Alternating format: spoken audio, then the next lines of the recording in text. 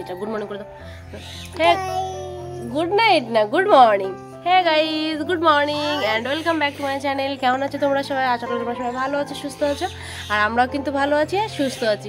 আর আজ হলো সানডে, আর এখন বাজে 9টা। এই 9টা থেকে আমি আমার ভিডিওটা স্টার্ট করে দিলাম।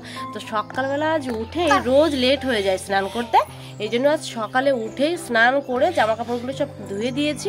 ধুয়ে কালকের কিছু ভিজে ছিল সেগুলোও মেলে দিলাম। আর আজকে দেখছি ভালোই রোদ উঠেছে। তো ভাবছি আবার যদি এরকম বৃষ্টি চালু হয়ে যায়, নিম্নচাপ আসে, তাহলে হয়তো আবার জামা কাপড়গুলো শুকাতেই পারবো না। এই জন্য যে কটা ছিল সেগুলো সব ধুয়ে দিয়েছি। আর কিছুটা কালকে দিয়েছিলাম, সেগুলো কিছুটা শুকিয়েছে আর কিছুটা শুকায়নি, সেগুলোও আজ মেলে দিয়েছি। আর চলো তাহলে এবার নিচের দিকে যাওয়া যাক। তো দেখতে থাকো ভিডিওটা, আশা করছি তোমাদের ভালো লাগবে, স্কিপ না করে দেখতে থাকো। নিচে এসে চলে আসলাম ব্রেকফাস্ট বানাতে। মানে অনেক দিন পর বলতে পারো নিজের হাতে ব্রেকফাস্ট বানাচ্ছি। কারণ যখন রাজস্থানে থাকতাম তখন কিন্তু প্রায়ই ব্রেকফাস্ট বানাতাম। আর কিন্তু বাবা হওয়ার পরে না আমার আবার ব্রেকফাস্ট বানানোটাও একটু কম হয়ে গেছিলো। তার কারণ আগে তো দুজনে থাকতাম, তখন সকালে উঠেই কোনো কাজ না, টুকটাক যে সংসারের যে কাজগুলো হয় সেগুলো করেই ব্রেকফাস্ট বানিয়ে নিতাম। আর এখন তো বাবাই ঘুমানোর মধ্যে আমাকে এটা কমপ্লিট করতে হবে, ও উঠে গেলে ওকে এটা দিতে হবে। এবার ওর দিকে ধ্যান দিতে দিতে আমি তো আমাদের কথাটাই ভুলে গেছি। ওই জন্য ব্রেকফাস্টটা এখন বলা চলে আমি রাজস্থানেও এখন ওই শখে বানাই। যেদিন দেখি যে হ্যাঁ রাজেশ বাড়ি আছে, কে কি বাবাইকে ধরেছে, তখন সেই ফাঁকে জলদি ব্রেকফাস্টটা বানিয়ে নিই। আর তা না হলে তো ব্রেকফাস্টটা এখন সেভাবে বানানোই হয় না। কিন্তু তবুও রাজস্থানে থাকলে বানাতাম, কিন্তু বাড়িতে এসে তো এখনও সেভাবে ব্রেকফাস্ট বানাইনি। ওই জন্য আজকে স্নান করে চলে এসেছি। আর আজকে সানডে, বোনেরও আর পড়ানো নেই, বোনেরও আজকে ছুটি আছে, আর বোনের কাল এক্সাম। এই জন্য তো ও একটু বাড়িতে আছে। বাড়ির অনেকটা কাজ, মানে আমি সকালে উঠতে উঠতে দেখি বাড়ির সব কাজ কমপ্লিট হয়ে গেছে। মাকে হেল্প করা, ঘর ঝাড়ু লাগানো, ঘর মোছা সব কিছু কমপ্লিট হয়ে গেছে। আমি ভাবলাম তাহলে আমি স্নানটা সেরে আসি।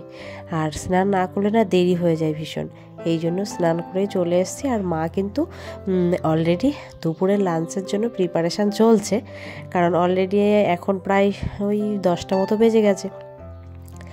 আর ওই জন্য আর আমি ভাবলাম তাহলে একটু ডিম টোস্ট বানিয়ে নিই।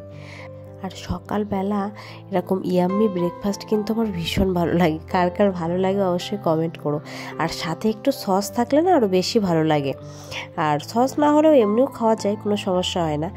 আর এদিকে দেখো আমি ওভেনে বসিয়ে দিলাম দুধ। বাবাইয়ের জন্য দুধটা গরম করে নিয়ে নিলাম, আর আমাদের জন্য বানিয়ে নিচ্ছি একটু চা। আর সকালবেলা এরকম চা আর ডিমটার সাথে থাকলে কিন্তু মুডটাই ফ্রেশ হয়ে যায়। আর সাথে নিয়ে নিলাম মায়ের জন্য, আর মায়ের জন্য আলাদা করে চা তুলে রেখেছি, তার কারণ মা চিনি দিয়ে খায় না, ওই জন্য। আর সাথে মার জন্য নিয়ে নিলাম সুগার ফ্রি বিস্কুট, মায়ের জন্যও নিলাম আর বাবাইয়ের জন্যও নিলাম। বাট বাবাই না বিস্কুটটা অত ভালো খায় না, এই জন্য একটু দিয়ে দেখি খাই কি না খাই, এই জন্য নিয়েছি। আর তারপরে দেখো সকালের ব্রেকফাস্ট কমপ্লিট হয়ে গেছে, মা রান্না করছে। আর এদিকে আমি এই সামনেটা দেখতে পাচ্ছ, এগুলো সব সাফ সাফাই করছে একটু। আর এগুলো না ভীষণ নোংরা হয়ে গেছে এই জায়গাটা, কারণ মা এখানে সব ওই বেগুনের চারা, তারপরে তোমার লঙ্কা, ধনেপাতা, এইসব সব কিছু লাগিয়ে রেখেছিল। যে আমি এসে দেখি সেগুলো প্রায় সব মানে হয়ে গেছে, সব এবার শুকিয়ে যাচ্ছিলো। আমি ভাবলাম জায়গাটা একটু পরিষ্কার করে ফেলি। আর বসেই আছি, স্নান সব কিছু কমপ্লিটও হয়ে গেছে, বাবাইয়েরও খাওয়ানো হয়ে গেছে। আর কি বলো তো, সামনে ঘরের থেকে উঠিয়ে যদি এরকম থাকে না, আমার একটুও ভালো লাগে না। সব সময় চোখের সামনে যদি একটু সব কিছু পরিষ্কার দেখতে পাই, তাহলে না মনটাও আমার ভালো হয়ে যায়। এই জন্য আমি না দেখে আর থাকতে পারলাম না। হ্যাঁ, ওই জন্য ভাবলাম তাহলে একটু সাফ সাফাই করে নিই। আর ওপরে যে টবগুলো রেখেছিলাম না, ওই টবগুলো না বোনের তো সেভাবে বোনের সময় হয়ে ওঠে না, এই জন্য ও জলটা দিতে পারে না। আর আমাদের ওপরের থেকে ওই নিচে বক্সে নামানোর জন্য কোনো রকম সিঁড়ি নেই, ওই জন্য মাও নামতে পারবে না। আর না দিলে গাছগুলো সব মরে যাবে। আর ওই জন্য গাছগুলো নিচে নামিয়ে রেখেছি, যাতে মা একটু জল দিতে পারে, এই জন্য।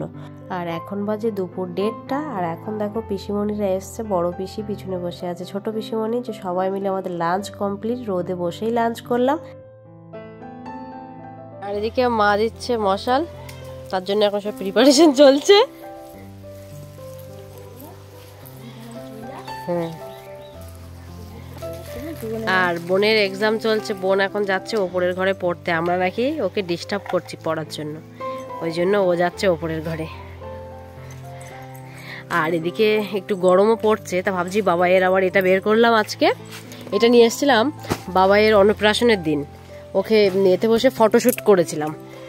তো তখন তো স্নান অত ভালোভাবে করতোই না, বাট এখন এই গরম আসছে বলে এটা বের করে দিলাম। আর কারণ এখন এতটা গরমে তো বেশি স্নান, এত ঠান্ডায় তো বেশি স্নান করানো যাবে না, এই জন্য ভাবলাম এটা পরিষ্কার করে রাখি, একটু গরম পড়লে তারপরে এটাতে বসিয়ে ওকে একটু ভালো করে স্নান করাবো, মানে ও একটু আনন্দ পায়।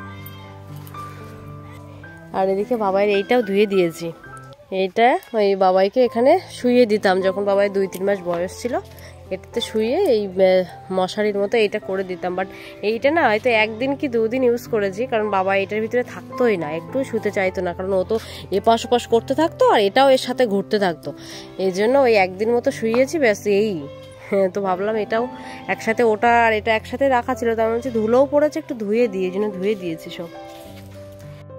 আর এদিকে জবা গাছটা দেখো কি সুন্দর কুড়ি এসছে, আর পাশে আরও অনেকগুলো কুড়ি সব এসছে, 4-5টা কুড়ি, দেখে ভীষণ ভালো লাগছে। তো চলো ভিডিওটা আর বেশি বড় করব না, আজকের মতো ভিডিওটা এখানেই শেষ করি। আবার একটা নতুন ভিডিওর সঙ্গে দেখা হবে কালকে তোমাদের সাথে, ততক্ষণ তোমরা সবাই ভালো থেকো, সুস্থ থেকো, আর একটু লাইক, শেয়ার, সাবস্ক্রাইব করে দিও।